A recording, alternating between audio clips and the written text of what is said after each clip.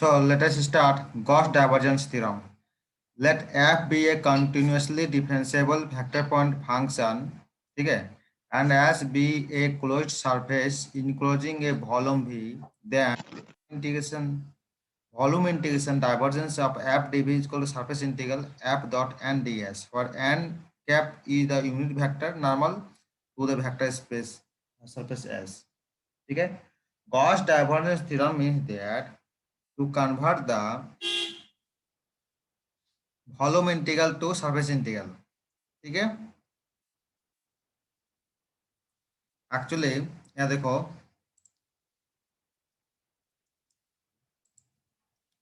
लिखा हुआ है गॉस डाइवर्जेंस थ्योरम, क्या लिखा हुआ है, volume integral is transform into a surface integral, ठीक है। Stokes theorem we have f be a continuously differentiable vector point function and s be a open, क्या बोले, एग्जांपल दीजिए ना। एग्जांपल, एग्जांपल ही बताएंगे, सारा एग्जांपल किया हुआ है, चिंता मत करो। स्टोक्स थ्योरम में देख लो, if f be a continuously differentiable vector point function and S be an open two-sided surface bounded by a simple closed curve, then surface integral curl of F N D S, ठीक है, that is surface integral को convert कर रहे हैं हम लोग line integral में, ठीक है। मीन्स ये तुम्हारा स्टोक्स थ्योरम है, ये जो डिफाइन कर रहा है लाइन इंटीग्रल को डिफाइन कर रहा है।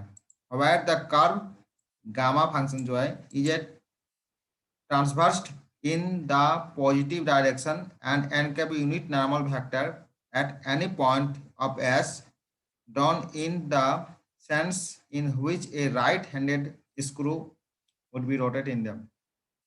Means that Gauss divergence theorem Stokes theorem बोल रहा है कि Gauss divergence theorem is that volume integral is transformed to a surface integral, Gauss divergence theorem।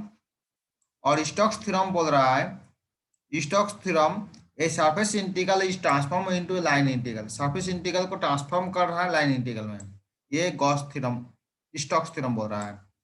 Surface integral को हम लोग लाइन इंटीग्रल में कन्वर्ट कर रहे हैं। लाइन इंटीग्रल तो ऑलरेडी हम लोग पढ़ा चुके हैं तुम लोग को, है ना।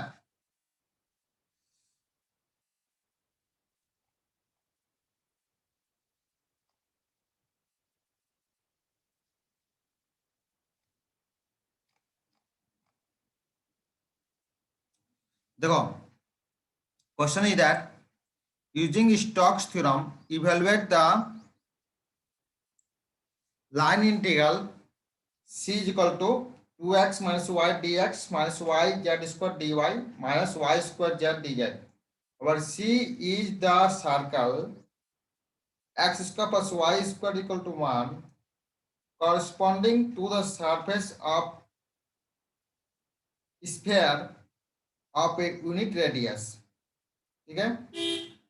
तो हम लोग लाइन इंटीग्रल को कन्वर्ट कर सॉल्व करना है स्टोक्स थ्योरम में। स्टोक्स थ्योरम क्या बोल रहा है कि सरफेस इंटीग्रल को कन्वर्ट कर रहे हैं लाइन इंटीग्रल में। जो लाइन इंटीग्रल में दिया हुआ है तो हम लोग इसको, लाइन इंटीग्रल दिया हुआ है, इसको हम लोग स्टोक्स थ्योरम में सॉल्व कर देना है, ठीक है। बस लाइन इंटीग्रल हमारा सरफेस इंटीग्रल में कन्वर्ट हो जाएगा। देखो सॉल्यूशन,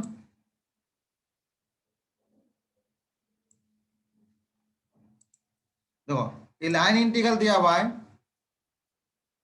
इसको हम लोग एफ डॉट डी आर लिख सकते हैं, 2x minus Y D Y D x minus Y Z square d y minus Y square z d z is equal to line integral i j k factor form में लिख सकते हैं इसको इस तरह से। ऑल ऑफ सी दैट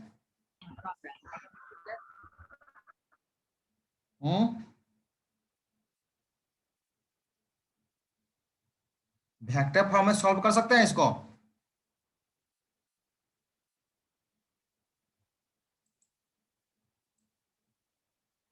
लिख सकते हैं ऐसे, बोलो एनीवन स्टूडेंट।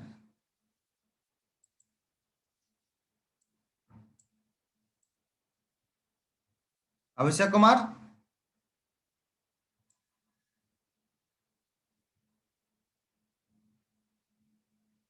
हाँ बोल। यस सर, लिख सकते। फिर ये तुम्हारा एफ डॉट डी आर, ठीक है। सर इसको किससे किस में कन्वर्ट करना है सर? हाँ बोलो। सर इसको लाइन इंटीग्रल से सरफेस इंटीग्रल में कन्वर्ट करना है या फिर सरफेस इंटीग्रल से लाइन इंटीग्रल में कन्वर्ट करना एक्चुअली स्टोक्स थ्योरम को सॉल्व करना है, Stokes theorem using Stokes theorem, मतलब कि स्टोक्स थ्योरम को यूज करना है हमको, ठीक है। है? तो स्टोक्स थ्योरम में से तो समझो, सरफेस बात को इंटीग्रल से समझो, लाइन इंटीग्रल चेंज होता है। क्वेश्चन को समझो। हाँ सर। स्टोक्स थ्योरम को यूज करना है, ठीक है। इवेल्युएट हाँ लाइन इंटीग्रल को सॉल्व करना है। तो लाइन इंटीग्रल को सॉल्व करेंगे तो यूजिंग करना है स्टोक्स थ्योरम। तो लाइन इंटीग्रल और स्टोक्स थ्योरम का रिलेशन क्या है? रिलेशन तुम्हारा ये है ना, रिलेशन तुम्हारा ये है कि लाइन इंटीग्रल दिखा सकते हैं स्टोक्स थ्योरम में, ठीक है। सर लेकिन स्टोक्स थ्योरम से सरफेस इंटीग्रल से लाइन इंटीग्रल में ट्रांसफर होता है ना सर? हाँ बिल्कुल, इसको हम तो इसको तो स्टॉक यूजिंग करना है ना, उसका हमारा फॉर्मूला को यूज करना है स्टॉक्स थ्योरम में। देखो हम दिखाते हैं तुमको, ठीक है। तो ये तुम्हारे, इसको हम लोग लिख सकते हैं कि नहीं, तुम बताओ, एफ डॉट डी आर लिख सकते हैं? हाँ सर। कोई दिक्कत है? तो एफ जो तुम्हारा दिया हुआ है, एफ तो हम लोग ऑलरेडी हैव गिवन, देखो F vector already have, yes X minus Y I minus Y Z square Z R बन माइनस वाई स्क्वायर जेड, ठीक है। और DR जो दिया हुआ है ये आई जे के डी जेड, ठीक है। दिया हुआ है कि नहीं बोलो,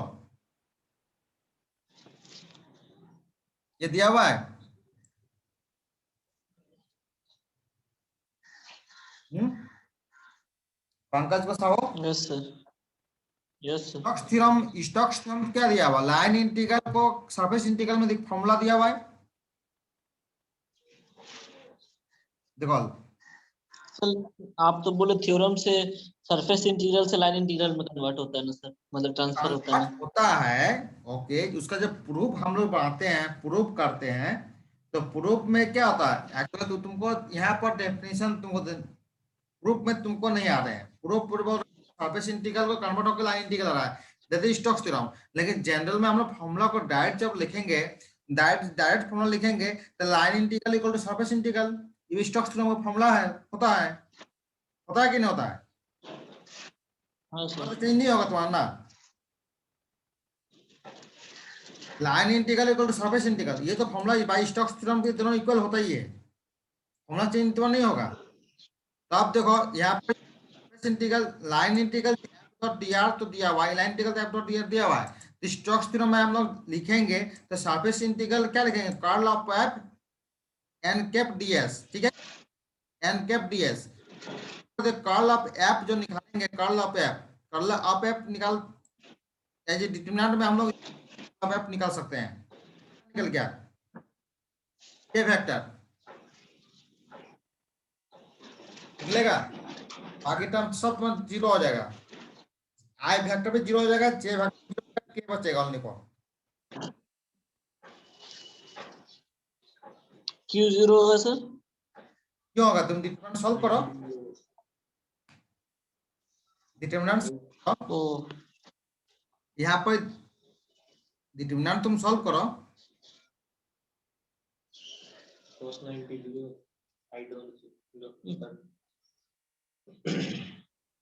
ठीक है सर, समझ। ठीक है, फ्रॉम इक्वेशन वन में यहाँ पर आओ, इस इक्वेशन में आना, ये फ्रॉम इक्वेशन वन में आओ, ठीक है। तो कर्ल ऑफ सरफेस इंटीग्रल जो है, कर्ल ऑफ एफ क्या के निकल गया, और एन कैप डीएस जो है वो तुम्हारा के वेक्टर में लिखेंगे तो क्या होगा, एन कैप डीएस को लिखेंगे सरफेस में तो के डीएक्स डी आई लिखेंगे, क्यों? यहाँ पर तुम लिखा हुआ क्वेश्चन में लिखा हुआ है सी द सर्कल लिखा हुआ है, see the circle X square equal to Y square corresponding to surface of a sphere of a unit radius r, radius 1 दिया हुआ है, ठीक है। तो एन कैप जो है, एन कैप डी एस के डॉट डी एक्स दिया हुआ हो गया एन कैप का वैल्यू, ठीक है। और के डॉट के क्या होता है, 1 होता है, ठीक है। हो जाएगा। तो सरफेस इंटीग्रल का सर्कल का एरिया क्या होता है, surface area pi R square, ठीक है। तो रेडियस क्या है 1 है, तो ओनली पर पाई बचेगा ना।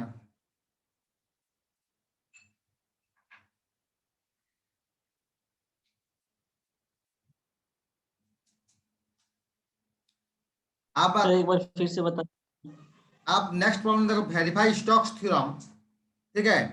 Next hello. देखो, एफ दिया हुआ वी हैव वेरीफाई स्टोक, यहाँ पर दोनों को वेरीफाई करने बोल रहा है। वेरीफाई करने मतलब कि तुमको लेफ्ट हैंड साइड और राइट हैंड साइड दोनों को इक्वल दिखाना पड़ेगा, दोनों को इक्वल दिखाना पड़ेगा।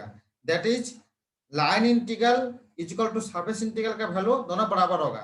तो लाइन इंटीग्रल सॉल्व करेंगे अलग से, और वॉल्यूम सरफेस इंटीग्रल निकालेंगे, उसको भी निकालेंगे अलग से, दोनों का वैल्यू सेम निकल जाएगा। तो that is Stokes theorem, verify Stokes theorem. मतलब दोनों को प्रूव करना पड़ेगा हमको। Line integral equal to surface integral, दोनों का वैल्यू सेम निकाल रहा है। Taken around the rectangle bounded by the line x equal to plus minus a, y equal to 0, y equal to b, सब दिया हुआ है देखो। तो according to diagram we have X Y plane, ठीक है। ये लाइन दिया हुआ है y इक्वल टू 0, ये लाइन क्या हुआ है x इक्वल टू a, ये x line equal to x equal to minus a, ये लाइन क्या x equal y equal to b, जो तुम्हारा ग्राफ में दिया हुआ है क्वेश्चन में, रेक्टेंगल, ठीक है। तो बाय स्टोक्स थ्योरम में क्या है फॉर्मूला जानते हो, line integral equal to surface integral, ठीक है। तो हम लोग इसको भी निकालेंगे और इसको भी निकालेंगे, दोनों का वैल्यू सेम हो जाएगा, इक्वल हो जाएगा। तो दैट इज हम बोल सकते हैं कि स्टोक्स थ्योरम में प्रूव हो गया, ठीक है। वही बोल रहा है वेरीफाई स्टोक्स थ्योरम। तो वन बाय वन सॉल्व करो, और लाइन और सॉल्व करो surface, first evaluate the surface integral, हम लोग सरफेस इंटीग्रल को सॉल्व करेंगे, है ना। तो सरफेस इंटीग्रल सॉल्व करेंगे, सेकंड मतलब रेक्टेंगल ABCD, ठीक है। डेल क्रॉस एफ मतलब curl of F, curl of F solve करेंगे तो आई जे के तो दिया हुआ है, ये तो जानते हो। उसके बाद एफ का वैल्यू तो दिया हुआ है यहाँ पर, आई जे में दिया, के नहीं है तो के नहीं है, तो के का टर्म क्या है यहाँ पर 0 हो जाएगा, समझ रहे हो ना। इसको सॉल्व करने से तुमको मिलेगा कर्ल ऑफ एफ, मिला तुमको ये मिलेगा, ठीक है। आप देखो इस सरफेस इंटीग्रल को, इसको हम लोग निकाल रहे हैं, इसको निकालेंगे हम लोग, तो क्या होगा, इसको ब्रेक करो, del cross F, del cross F जो है वो वैल्यू निकला तुम्हारा -4y के, देखो डेल क्रॉस एफ मतलब कर्ल ऑफ एफ ये निकला, के का फॉर्म में, ठीक है। अब एन कैप डीएस जो है, इसको हम लोग के का फॉर्म में लिखेंगे तो क्या होगा, के डीएक्स डीवाई, ठीक है। तो के डॉट के डॉट के क्या होगा 1 हो जाएगा, के डॉट के इक्वल टू क्या आ जाएगा 1 हो जाएगा, और बचेगा तुम्हारा -4y dx dy, ठीक है। Over the limit, over the limit देखो यहाँ पर x का लिमिट क्या है -a to a, और y का लिमिट 0 to b। तो अकॉर्डिंग टू डायग्राम में देखो यहाँ y का लिमिट क्या दिया हुआ है 0 to b दिया हुआ है, और x का लिमिट क्या -a to +a दिया हुआ है। इसको सॉल्व करोगे तो मिलेगा, हम डायरेक्ट लिख दिए हैं, इस सॉल्व तुम लोग कर लोगे, -4ab² निकलेगा, डबल इंटीग्रेशन सॉल्व करोगे तो ये मिलेगा तुमको -4ab²।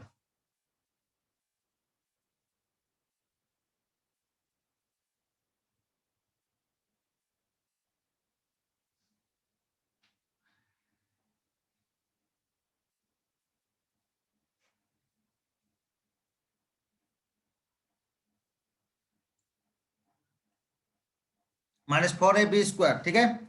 आप सरफेस इंटीग्रल हमारा निकल गया, तो लाइन इंटीग्रेशन निकालना पड़ेगा to evaluate the line integration F dot D R, देखो इसको निकालना पड़ेगा हमको, ठीक है। इसको निकालेंगे तो ये में तुम्हारा सरफेस इंटीग्रल तो निकल गया, सरफेस इंटीग्रल का वैल्यू क्या आया -4ab², ठीक है।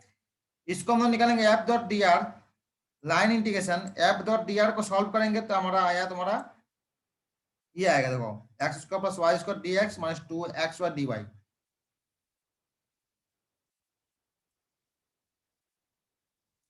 तो आप जो लाइन इंटीग्रल सी दिया हुआ है, ये जो सी मतलब रेक्टेंगल जो दिया हुआ है, सी रेक्टेंगल जो बना हुआ है, सी लाइन इंटीग्रल, तो ऐसे अलग अलग पार्ट में हम लोग निकालेंगे, देखो देखो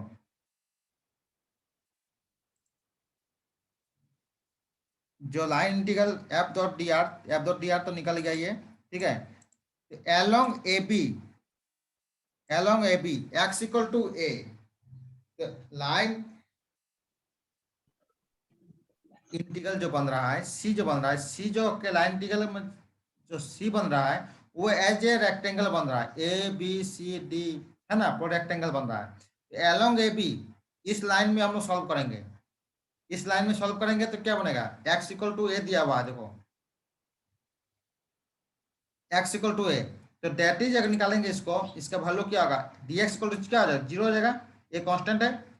तो line A B F dot D R equal to zero to B minus two A Y D Y equal to minus A B square, किधर है कि नहीं बोलो।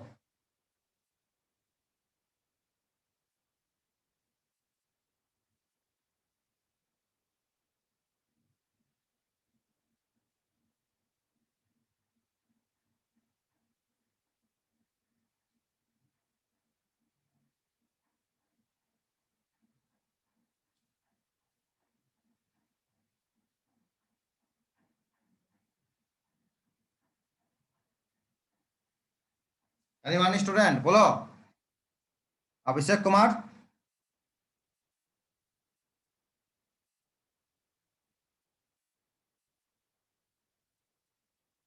पंकज को साहू, नॉट क्लियर सर। समझ नहीं आया। नहीं sir. Abul Kalam, yes sir, आ गई।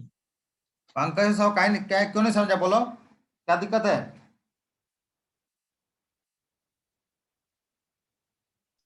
dx जीरो उसके बाद क्या किया, उसके बाद नहीं समझ सर। डी एक्स जीरो हो गया, ठीक है।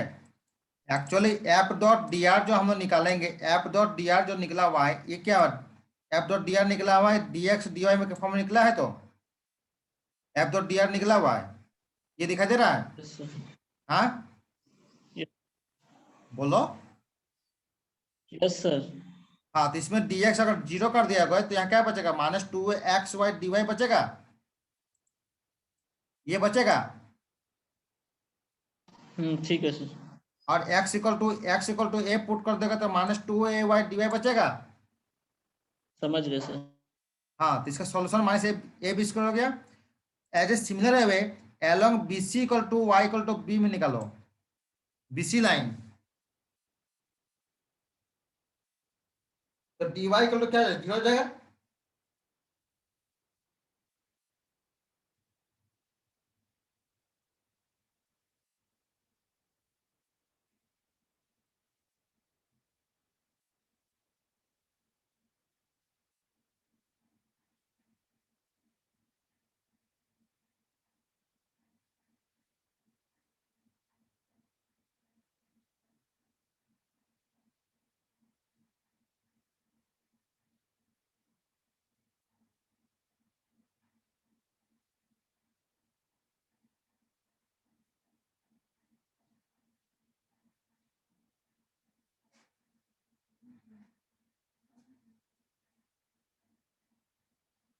ठीक है बोलो।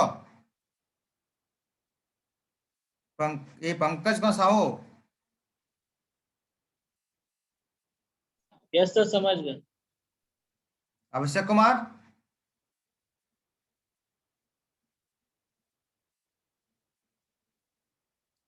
Similar way along C D line देखो, x equal to minus a d x equal to zero, ये किधर है,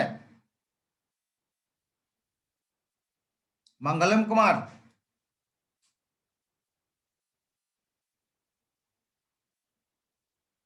यस सर। इधर है। Yes sir. Along D equal to, ये ठीक है। Yes sir. Along D equal to Y equal to zero, जो डी ए लाइन जो बना हुआ है वाई इक्वल टू जीरो दिया हुआ है, तो D Y equal to zero हो जाएगा। तो F dot D R equal to क्या हो जाएगा, minus A to A X square D X two A cube by three, ठीक है ना। तो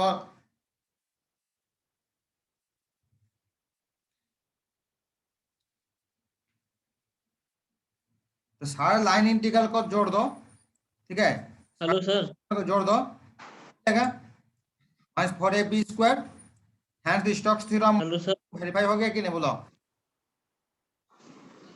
उसमें कुछ दिक्कत है तो बोल सकते। Hello sir.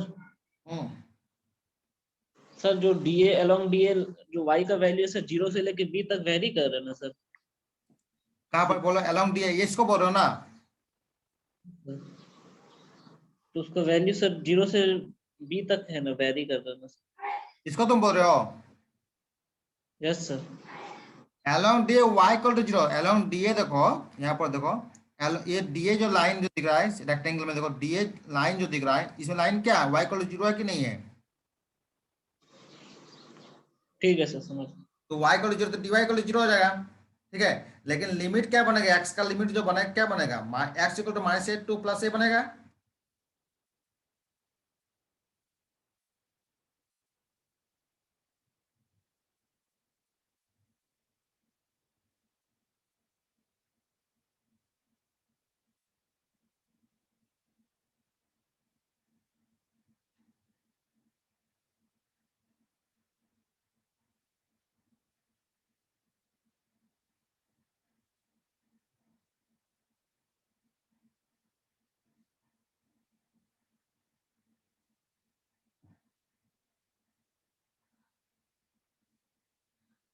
Next is verify divergence theorem. ठीक है, verify divergence theorem, Stokes theorem का प्रॉब्लम दिखा दिए। वेरीफाई डाइवर्जेंस थ्योरम, ठीक है। तो ये एफ दिया हुआ है, taken over rectangle parallelopiped, X का लाइन रेंज दिया है X equal to A, Y का दिया हुआ है जेड इक्वल टू दिया हुआ है। ठीक है, तो गॉस थ्योरम बोल रहा है कि सरफेस इंटीग्रल तो वॉल्यूम इंटीग्रल। ठीक है, तो हम लोग सबसे पहले वॉल्यूम इंटीग्रल को निकालो। ठीक है, तो वॉल्यूम इंटीग्रल निकालोगे तो क्या निकलेगा, डाइवर्जेंस ऑफ एफ डीवी। ठीक है, तो डाइवर्जेंस ऑफ एफ, ये जो एफ दिया हुआ है, ठीक है, इसको डॉट प्रोडक्ट निकालोगे तो क्या निकलेगा,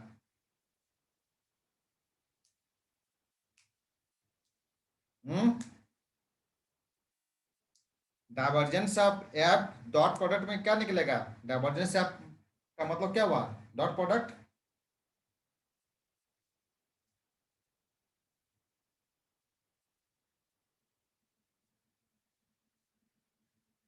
तो निकलेगा, बोलो, ये निकलेगा।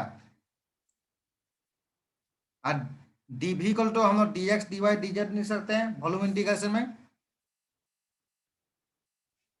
और 2 बाहर आ जाएगा। क्यों कि डॉट प्रोडक्ट इसको निकालोगे तो यहाँ क्या मिलेगा, 2x मिलेगा, यहाँ क्या मिलेगा, 2y मिलेगा, इसको क्या मिलेगा, 2z मिलेगा, तो 2 कॉमन हो जाएगा। 2 कॉमन बाहर निकालिए, देखो।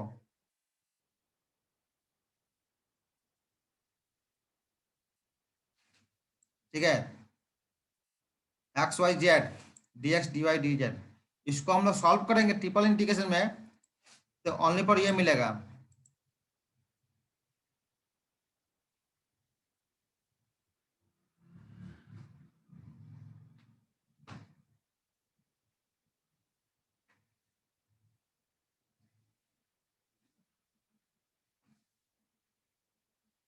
ठीक है,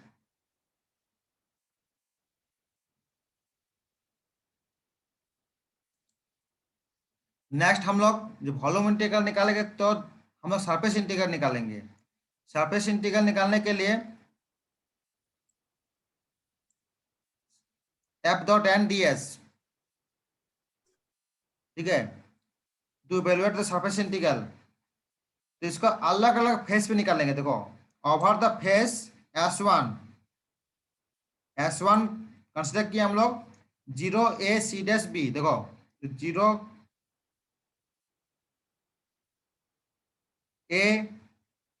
c'b, नीचे वाला सरफेस जो है, ठीक है, ये नीचे वाला सरफेस जो दिख रहा है, ये जो सरफेस z इक्वल टू 0 दिया हुआ है। ठीक है, तो इसमें हम लोग सॉल्व करेंगे। जेड इक्वल टू 0 दिया हुआ है नीचे सरफेस, तो नीचे सरफेस के लिए हम लिख सकते हैं माइनस के डी एक्स डी वाई, क्योंकि जो ऊपर वाला सरफेस जो है, ऊपर वाला सरफेस जो है, ऊपर वाला सरफेस मतलब B dash P A dash C, इसको हम लिख सकते हैं जेड पॉजिटिव साइन है, इसको हम लिख सकते हैं के डी एक्स डी वाई। ये नीचे का पोर्शन है नेगेटिव साइन में, इसलिए माइनस के डी एक्स डी वाई निकली है एन डॉट डी एस। ठीक है, जेड इक्वल टू 0 पे दिया हुआ है, तो इसको हम लोग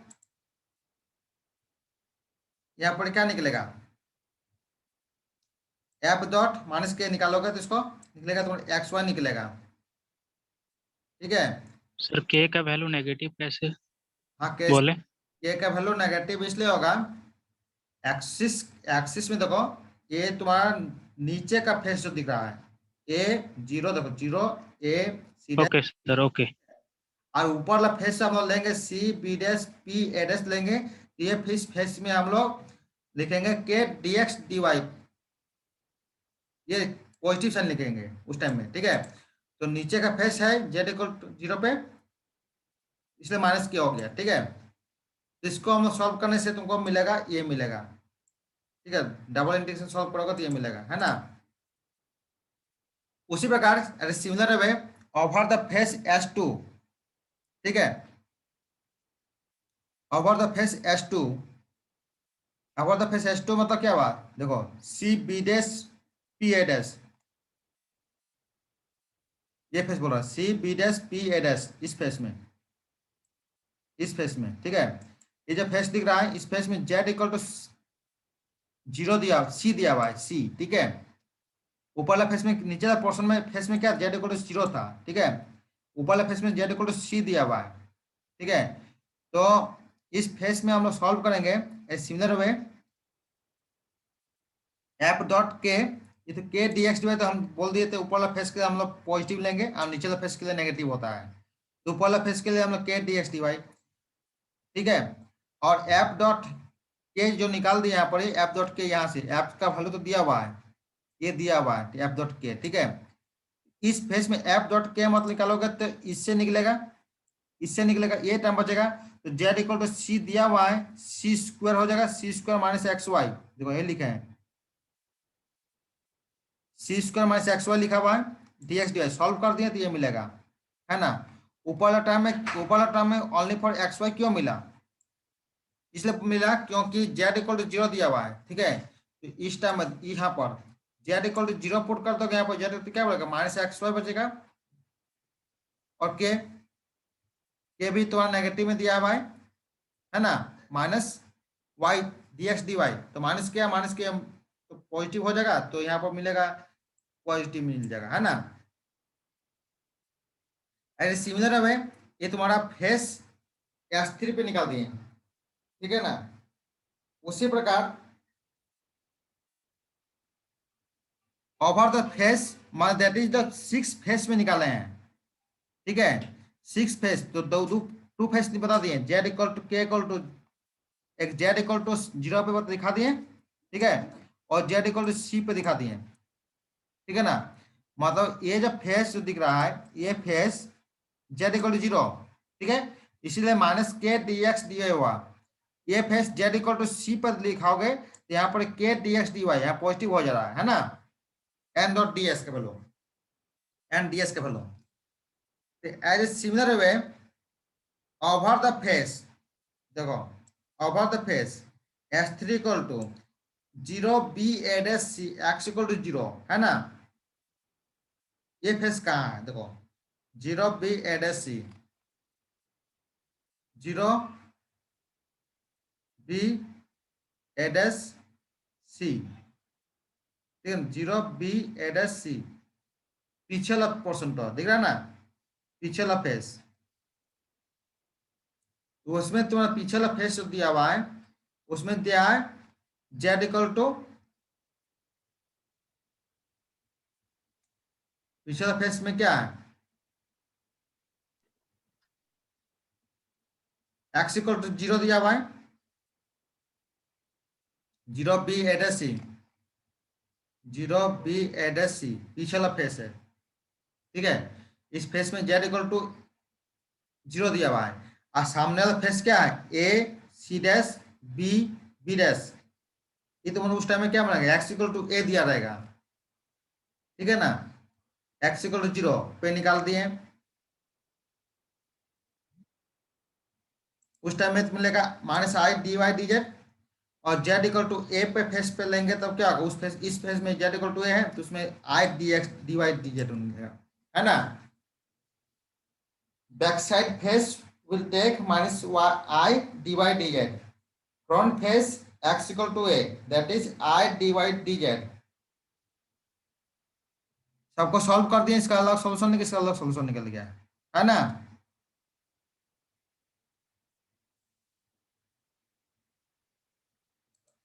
किधर है अबुल कलाम,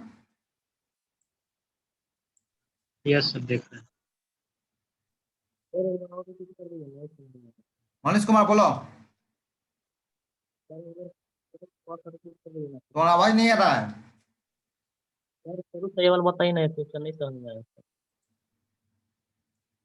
शुरू से बताएंगे, हाँ सर, यही वाला क्वेश्चन तो थोड़ा सा कौन सा थोड़ा बोलो, सा बता दीजिए ना। कौन सा बोलो, शुरू से सर यही इसको क्वेश्चन मतलब, इसको और ऊपर कीजिए ना सर, और ऊपर से। हाँ सर, बोलो बोलो।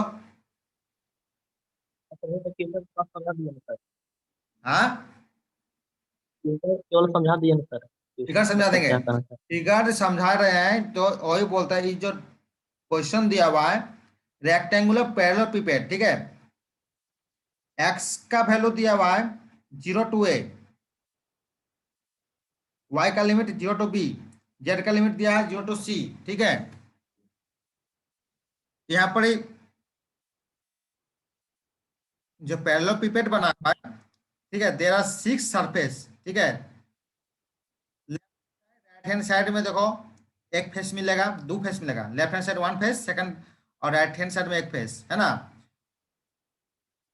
टॉप और बॉटम में मिलेगा तुमको, टॉप और bottom one face another face, एक मिलेगा तुमको फ्रंट और बैक टू फेस, ठीक है। तो फ्रंट में का जो फेस है, फ्रंट का face A C dash P B dash, ठीक है। इसमें एक्स इक्वल टू ए दिया हुआ है, फ्रंट में देखो एक्स इक्वल टू ए दिया हुआ है, और बैक साइड में जब फेस है 0 B A dash C back में, तो उसमें एक्स इक्वल टू 0 हो जाएगा, ठीक है। सिमिलर वे वाई में जब जाओगे हम लोग, वाई में जाओगे तो क्या होगा, सी dash B A dash P, ये जो पोर्शन राइट हैंड साइड में ये बी हो जाएगा फेस, और ये फेस क्या है माइनस बी निकलेगा, 0 हो जाएगा यहाँ पर ही, इस फेस जो है 0 हो जाएगा, ठीक है ना। उसी प्रकार डाइवर्जेंस ऑफ एफ पे निकाल रहे हैं, तो हम सरफेस इंटीग्रल निकालेंगे, तो सरफेस जब निकालेंगे तो अलग अलग फेस पे निकाल रहे हैं ना, तो देयर 6 फेस बन रहा है, तो 6 फेस को सॉल्व करेंगे सरफेस इंटीग्रल में, और सबको जोड़ दो तो तुम्हारा मिल जाएगा सॉल्यूशन किया हुआ बहुत इजी से, और दोनों इक्वल हो जाएगा देखना, तो तुम्हारा गॉस डाइवर्जेंस थ्योरम वही बोल रहा है।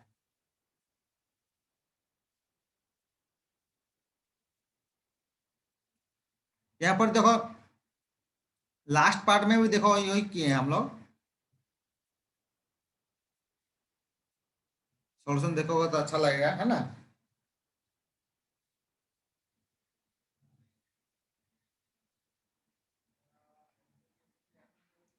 लास्ट पार्ट में देखो y इक्वल टू 0 पे निकाले हैं फेस, है ना, और अनदर फेस इज ये निकाले y इक्वल टू b पे निकाले हैं,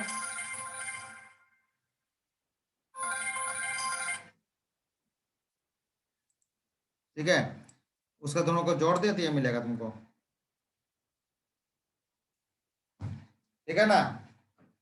इसको देखो, ठीक है, तो लंबा लंबा प्रॉब्लम है Gauss divergence theorem Stokes theorem में, ठीक है। लेकिन वेरीफाई करने दिया तो थोड़ा लेंदी हो जाता है, लेकिन क्वेश्चन बेसिकली शॉर्ट टाइप में 4 नंबर क्वेश्चन आएगा तुम लोग को, ठीक है। इस टाइप का प्रॉब्लम जनरली देगा, ठीक है। वेरीफाई करने के लिए देगा सर, वेरीफाई करने के लिए वेरीफाई देगा। प्रैक्टिस करके रखो, वेरीफाई देने का चांस तो बहुत कम रहता है क्योंकि लेंदी हो जाता है ना, समझ रहे हो। लेकिन तुम लोग को प्रैक्टिस तो रखना ही पड़ेगा ना।